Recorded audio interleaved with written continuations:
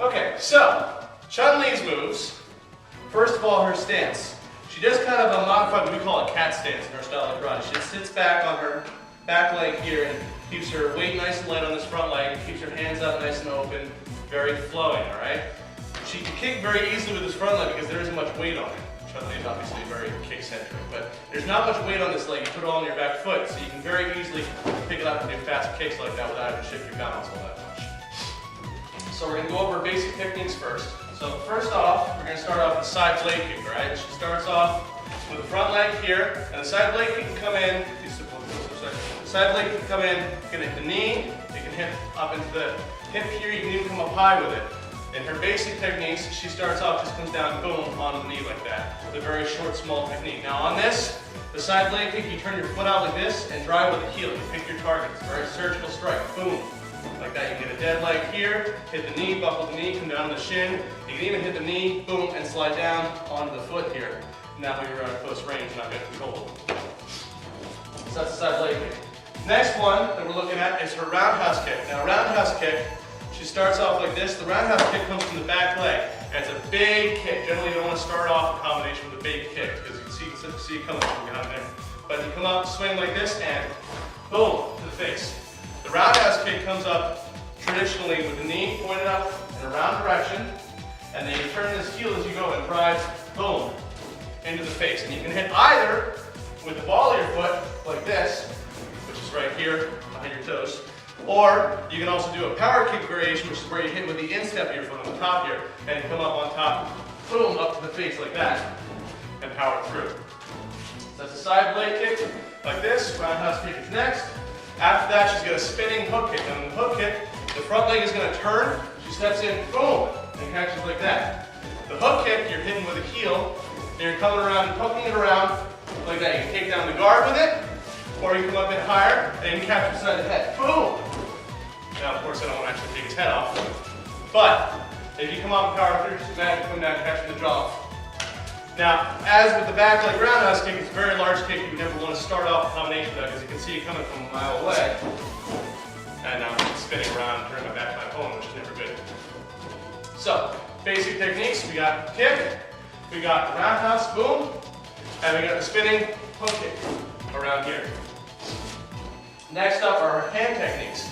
Now she's got lots of open hand style techniques. She's got almost like a palm strike kind of slap thing for her open hand technique up to the face. Now when you're hitting somebody in the head, it's actually a good idea to use an open hand technique like that because if you punch somebody and manage to miss and like hit their forehead with your knuckles or something, it'll hurt them, but you'll also probably break a knuckle, especially if you're not wearing pads or gear at the time. Another thing is, yeah, fight. You don't want to punch somebody in the mouth because very often you break the skin and there's all kinds of nasty germs that you're going to want to deal with. So, open hand strikes, she's got a palm strike, that's her first thing, boom, up into the face. The next is a knife hand strike, which is where you strike with the fingertips.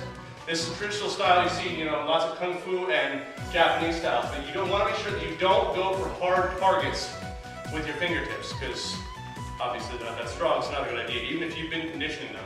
What's better target is where she comes nice and low, boom, right into the gut here. Hit somebody in the kidneys, around the back here, come up into the stomach, you're going to shoot down to the groin. All sorts of open, squishy areas you hit, boom, just drive in with that. So again, open hands here. And the last is actually, she's got a rising fist punch. All right, it comes from here. She starts with her guard high, and this comes up straight. The fist is vertical, and boom, drives right up in the face. Now, a vertical fist on an upward angle is a lot stronger than a turn fist on an upward angle. You lose engagement of the lats, which you come when you come up high like this with a turn fist. So it's not nearly as strong as if you come up with a vertical fist, because you can feel these muscles clench when you drive up on that. So whenever you're striking against a larger, taller opponent, or you're going for a target that's anywhere like above your pecs, you want to make sure you come up with a vertical fist, not a turn fist, because you lose a lot of power that way, unless you're coming around with a hooking motion like a hook punch. But any kind of straight on power, you want to make sure you got that vertical fist. So, basic kicks again, side blade kick, you got the roundhouse kick, boom, and you got the spinning hook kick back here. Hand techniques, we got palm strike to the face, we got the knife hand, the midsection, and then we've got the rising fist punch, boom, up to the jaw. Alright, and jaw and throat are still good places to hit. I know I said don't go for the head with a fist, but if you come up under, boom, right here like that, that's awesome. And So now we're going to move on into her throws. She's got a couple of throws.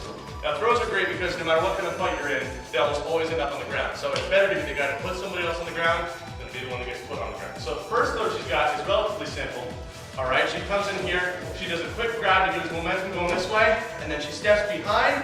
She's got an open hand here, she'll step behind, catch in the throat or the chest right here, and the foot comes through, and you drive like that. And you can see, if you really put your momentum into it, you've got your whole body weight riding down. I went kind of gentle so I didn't want to land on it. But you can very well step in, drive here, boom, and just follow all the way to the ground like that. And I got my hand on his throat and I'm on top. This is a good place to be. The other throw she has is less of a traditional style throw. She'll come here, she's got her guard. She opens up, grabs down here on the shirt or the belt, get him off balance, drives both hands up on the chin, knock him back, spins under, and we have an elbow strike, boom, down the kidneys here like that. When she drives him back further, and she steps back off, and boom, kick back the head, which will send him flying that way. Now on that, the motions here all have very clear purpose again. And again, a lot of street fighter moves are based on natural martial arts. Not all, but some. So basic principles here, we're getting them off balance first by pulling forward a little bit. We drive up, boom, under the chin, control the head, the body follows. Step around, come in and catching the kidneys here. His natural inclination is to continue doing this, bending backwards, which sets us up perfectly for that kick to the back of the head. Now follow-ups on those throws. You can work in some of her specials here. Now Street Fighter, like I said, based on some real martial arts, the specials usually have absolutely no practical application. But we can modify them a bit, all right? So one of which is actually, we're going to be setting up with the Hasanshu, which is her flipping axe kick maneuver she's got. So if you come in with the first throw that she's got, you come in here, you pull back here, you step through, step behind, and then boom, throw down. He's on the ground. From here, I come right in, whoop, and drop the axe down on him. Of course, I'm not actually going to do that. But if you wanted to, it's not a bad follow-up. Now, flipping and jumping is never a good idea. But if your opponent is on the ground some distance in front of you, you can be, I'm here and I want to attack him. If I come in like this, he might defend himself with his legs or something like that and come up here. But if I'm out here and I just real quick flip right in, whoop, and then drop those axes down his head, he's not going to be in a happy place and he's not going to be expecting it either. Finally, we're going to move on to her frenzy kick she's got, which she kicks, a bazillion times, Chun Li's signature move. Now, it's not always practical to sit there and kick somebody constantly. We call it the flying pogo stick of doom. But sometimes, as long as you chamber the kick correctly afterwards, it can make sense to throw multiple kicks. So here I am. I'm in close range here. I want to come up, boom, drive one in, maybe he blocks it, boom, come back up to the head again. Then he comes up here, back into the chest here. You want to pick your targets, make sure you rechamber your leg every single time. Because if I'm caught off balance here, and I'm falling, I'm in trouble. I want to come up, boom, and make sure I'm chambered here. I come up again, boom. This entire time, if I want to, I can put my foot back down. All right, I can very easily sketch off again, or I can very easily, boom, throw another kick again down the knee here, all right? Set up for another combo, boom, there's the roundhouse. So, that said, let's move on to just a couple of simple combinations here. So everybody knows combos rule Street Fighter. So, pick for our basic moves again. Here we started at close range, all right? Maybe my opponent's coming in, starts coming in, boom, there's our side leg kick starts off. From here, he doubles over, boom, that stops him, here's our overhand, boom, right here, come around here, boom, there's our punch, and then finish off with our, boom, big roundhouse kick. Drive it back. So again, one more time, he's coming at me. Stop here, get him on the thigh or on the hip, stop his momentum, and then from here come in, boom, right in the face, come up, follow up the other hand, and then last one, from the leg here, as he's stumbling backwards, boom, clear him up. Another good combination we got, he's standing here, he's got a real squared up guard, all right, I'm at a distance here, I step around, come here, boom, clear that guard down, all right, here's my palm strike again, boom, all right, come in with my knife hand, right into the midsection here, and then all of a sudden right here we can set up for just our throw, boom, catch the hip, and throw back.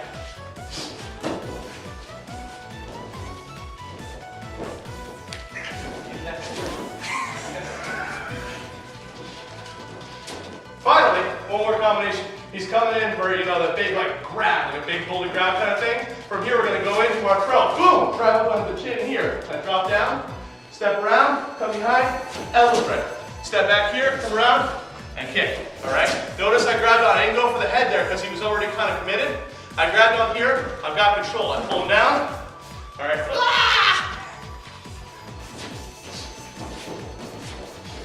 So that was an example of Chun Li's moves broken down into the actual martial arts roots and some ideas of what to do with them. You can string them together in combinations just like you can in video games. So give it a shot. All right. Until next time, make sure to check out the blog, subscribe to the channel. All right. Live boldly, change the world, and continue to be awesome.